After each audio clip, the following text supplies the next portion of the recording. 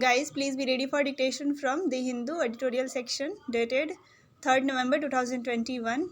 The topic is Climate Plays on COP26 Summit in Glasgow. Nations must realize they are not in a competitive race but trying to outrun the clock. Ready? In a surprise move at COP26 in Glasgow, Prime Minister Narendra Modi announced that India will commit to ambitious enhanced climate targets and cuts in carbon emissions in its nationally determined contribution under bracket NDCS. There were promises to increase non-fossil fuel energy capacity to 500 gigawatt, meet 50% energy from renewable energy, reduce emissions by 1 billion tons, and bring down the economy's carbon intensity below 45%, all by 2030.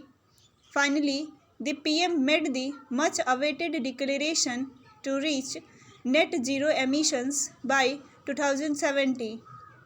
The announcement came as a surprise given that India had given no assurances to visiting Western climate negotiators before the conference and had not filed updated NDCS by the deadline last month. Earlier, the G20 summit in Rome ended without any new commitments on climate change, and India's G20 Sherpa and Minister Piyush Goyal had said that India could not identify a year for ending net carbon emissions bracket start ensuring carbon dioxide emissions are absorbed by the use of technology and lowering output bracket close unless the developed world committed to funding India's energy transition and enabled clean technology transfers on a much higher scale. Mr. Goyal even suggested that India could not switch to non-fossil fuel and end coal-based thermal plants unless it was made a member of the nuclear suppliers group, where it is being blocked by China and a number of other countries.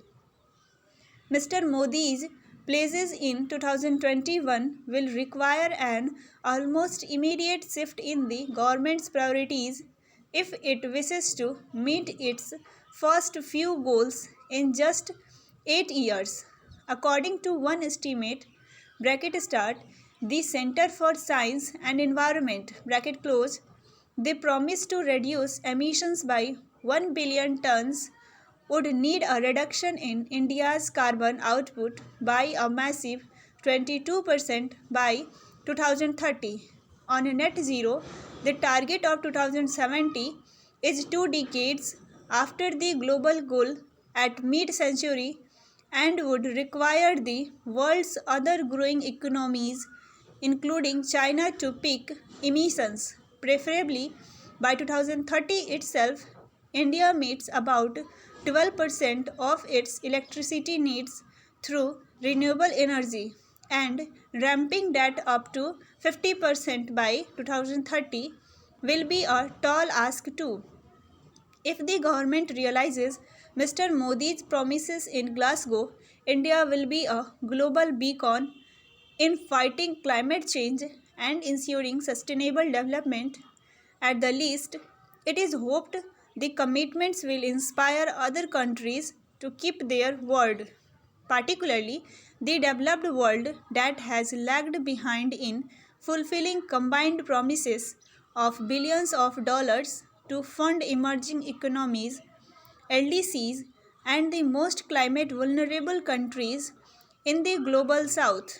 When it comes to climate change, countries must remember they are not in competition with one another, but trying together to outrun the clock.